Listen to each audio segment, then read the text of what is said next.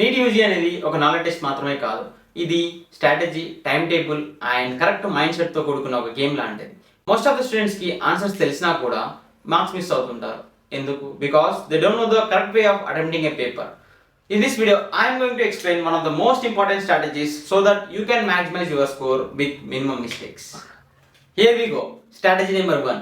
Exam psychology and pattern ni అర్థం చేసుకోవడం. NEET is a speed plus accuracy based exam. So దీంట్లో total number of questions 180 and you need to answer within 3 hours. -1 mark is allotted for each mistake.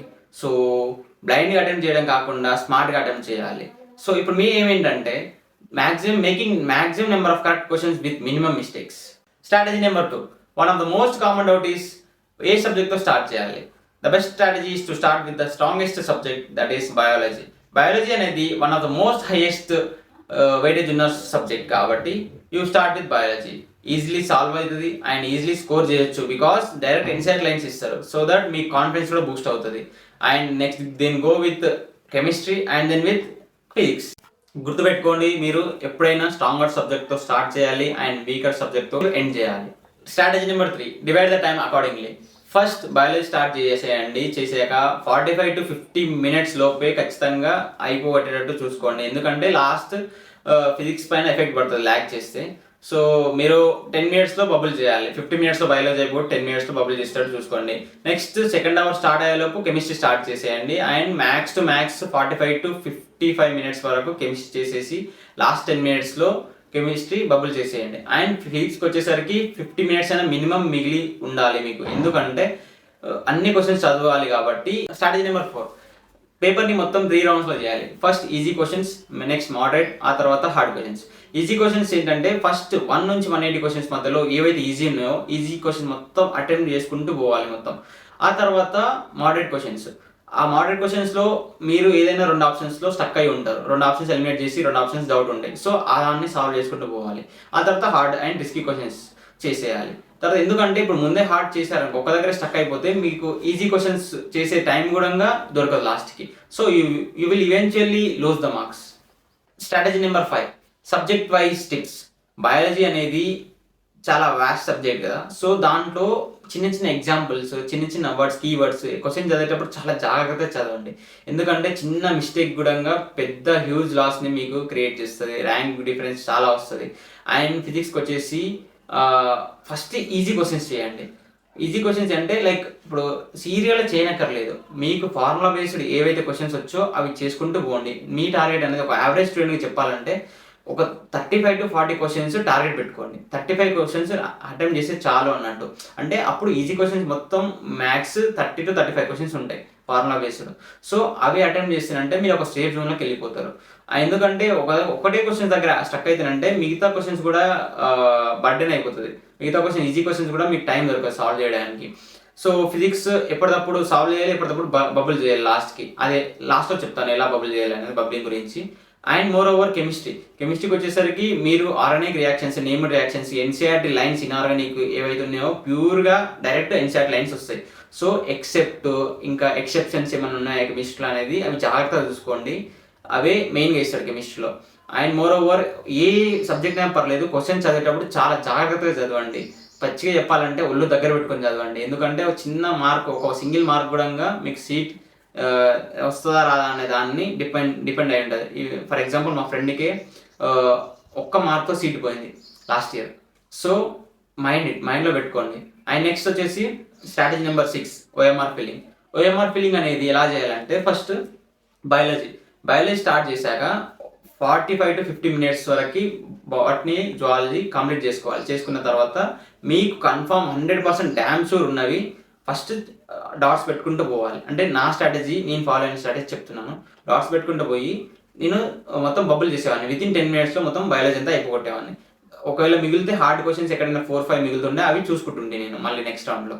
ఆ తర్వాత next chemistry కూడా same 50 minutes లేదా 55 minutesలో అయిపోగొట్టి మళ్ళీ same bubble చేసేస్తుంటే dots పెట్టి మొత్తం. ఆ తర్వాత అది కూడా డాట్స్ పెట్టడం ఎలా, మళ్ళీ సీక్వెన్స్ మిస్ కాకూడదు, నెంబర్కి చూసుకోవాలి. అది ఒకవేళ సీక్వెన్స్ మీద మిస్ అయితే మాత్రం వచ్చిన క్వశ్చన్స్ కూడా మీరు తప్పు పెట్టి వస్తారు. అండ్ నెక్స్ట్ ఫిజిక్స్ ఏం చేసేవాడిని అంటే నేను లాస్ట్లో బటన్ అవుతుంది కాబట్టి టైం తక్కువ ఉంటుంది కాబట్టి వచ్చిన క్వశ్చన్ ఆన్సర్ వచ్చిందనుకో డైరెక్ట్గా కన్ఫర్మ్ చేసుకొని బబుల్ చేసేవాడిని 1-2 సార్లు. సో అలా నేను బబ్లింగ్కి ఇబ్బంది కాకుండా చూసుకున్నాను. ఇంకోటి కొందరికి హ్యాండ్ పెయిన్ అవుతుంది ఒకటేసారి బబుల్ చేయాలంటే, లాస్ట్ పీ పెట్టుకుంటారు కొందరు. 3 సబ్జెక్ట్స్ సాల్వ్ చేసిన తర్వాత లాస్ట్ హాఫ్ అన్ అవర్లో బబుల్ చేస్తారు. సో హ్యాండ్ పెయిన్ అయ్యే వాళ్ళకి కొంచెం చూసుకోండి. ఈ OMR ఫిల్లింగ్ కూడా ఇప్పటి నుంచే ప్రాక్టీస్ చేయండి, ఎందుకంటే లాస్ట్కి మీకు ఈజీ అవుతుంది. నేను చెప్పిన స్ట్రాటజీస్ మొత్తం ఇప్పటి నుంచి ప్రాక్టీస్ చేస్తేనే లాస్ట్కి మీరు పర్ఫెక్ట్ అవుతారు. స్పెషల్ ఫోకస్ చేసే పాయింట్స్ ఏంటంటే మెయిన్గా మీరు కరెక్ట్ పెట్టిన ఆన్సర్ని ఏదో ఓవర్ థింక్ చేసి మళ్ళీ చేంజ్ చేయకండి. మనం ఫస్ట్ థింక్ చేసిన టైంలోనే కరెక్ట్ ఆప్షన్ మ్యాక్సిమం పెట్టేస్తాం అందరం. ఒక వాల్యుబుల్ రీజన్ ఉంటే మాత్రం చేంజ్ చేయండి. అండ్ ఇంకోటి క్వశ్చన్స్ మంచిగా చదవండి ఫస్ట్, ఎందుకంటే ఇన్ను అండ్ దట్ ఎక్సెప్ట్ అవి చిన్న వర్డ్సే కానీ మనం అంత పట్టించుకోము. అండ్ ఆప్షన్స్ కూడా కరెక్ట్ చదవండి. అండ్ మోర్ ఓవర్ ఇంకోటి యూనిట్స్ మంచిగా చూసుకోండి. ఫిజిక్స్లో 2 ఆప్షన్స్లో వాల్యూస్ సేమ్ ఉంటాయి కానీ యూనిట్స్ డిఫరెంట్ ఉంటాయి. సో మనం తొందరలో సేమ్ వాల్యూ కానీ వేరే యూనిట్స్కి పెట్టేస్తాం. సో మీరు ఫోకస్ చేయాల్సిన రీజన్ ఏంటంటే ఎగ్జామ్ హాల్లో మీ మైండ్ సెట్ ఎలా ఉంది. ఎగ్జామ్ హాల్లో వెళ్ళగానే అస్సలు టాపిక్స్ డిస్కస్ చేయకండి, ఈ సిలబస్ అయిపోయిందా కాలేదా అనే తర్వాత విషయం. మీరు పర్ఫెక్ట్గా ప్రిపేర్ అయిపోయారు, మీరు ప్రిపేర్ అయిన దాంట్లోకించే ఎగ్జామ్ క్వశ్చన్స్ వస్తాయి అని మీ మైండ్ సెట్ని సెట్ చేసుకోండి. పక్కన డిస్కస్ చేస్తున్నా అని చెప్పి ఈ టాపిక్ రాలేదు ఆ టాపిక్ రాలేదని అస్సలు ఆలోచించకండి. ఫోకస్ ఆన్ యువర్ పేపర్ అంతే. ఇంకోటి OMR ఫిల్లింగ్లో, పర్సనల్ డీటెయిల్స్ ఫిల్లింగ్లో చాలా జాగ్రత్తగా ఉండండి. ఇంకోటి ఒక్కసారి మీరు అటెంప్ట్ చేయడానికి కూర్చున్నారంటే ఫస్ట్ క్వశ్చన్ నుంచి లాస్ట్ క్వశ్చన్ 180 క్వశ్చన్ వరకు తల లేపకూడదు, పక్కనోడితో మీకు అనవసరం. సో అప్పుడే మీకు సీట్ వచ్చే ఛాన్సెస్ ఎక్కువ ఉంటుంది. అండ్ స్పెషల్ పాయింట్స్ యాడ్ చేయాలనుకుంటున్నాను నేను. అటెంప్ట్ చేసేటప్పుడు క్వశ్చన్స్ మెయిన్గా ఫిజిక్స్ అటెంప్ట్ చేసేటప్పుడు, సో మీరు అటెంప్ట్ చేసేటప్పుడు ఇక్కడ క్వశ్చన్స్ పక్కన చాలా స్పేస్ ఉంటుంది. సో మీరు రఫ్ వర్క్ మొత్తం ఇటే చేయండి. మళ్ళీ ఇక్కడ క్వశ్చన్స్ చూసి ఇక్కడ వాల్యూస్ ఇక్కడ వేసుకొని రఫ్ వర్క్ అని ఇచ్చారు కదా, సో ఇక్కడ చేయకండి, ఎందుకంటే మీకు time every second important. So ఇలా రఫ్ వర్క్ ఇక్కడ పక్కన చేసుకొని వచ్చిన ఆప్షన్ టిక్ చేసేయండి ఫాస్ట్గా. సో ఇది కూడా ఒక ప్లస్ పాయింట్, మీకు టైం సేవ్ అవుతుంది. ఈవెన్ దో కెమిస్ట్రీ కూడా, కెమిస్ట్రీ బయాలజీ అన్ని క్వశ్చన్స్ ఇలానే చేయాలి పక్కనే, ఎందుకంటే ఈ క్వశ్చన్ పేపర్ని ఎవరు కరెక్ట్ చేయరు. OMR ఫిల్లింగ్ అప్పుడు ఎవరికైతే హ్యాండ్ పెయిన్ అవుతుందో వాళ్ళకి ఫర్ సపోజ్ ఇక్కడ నుంచి ఇక్కడ వరకు సాల్వ్ చేసి ఉంటే 1 to 20 క్వశ్చన్స్ ఉన్నాయి అనుకుందాం.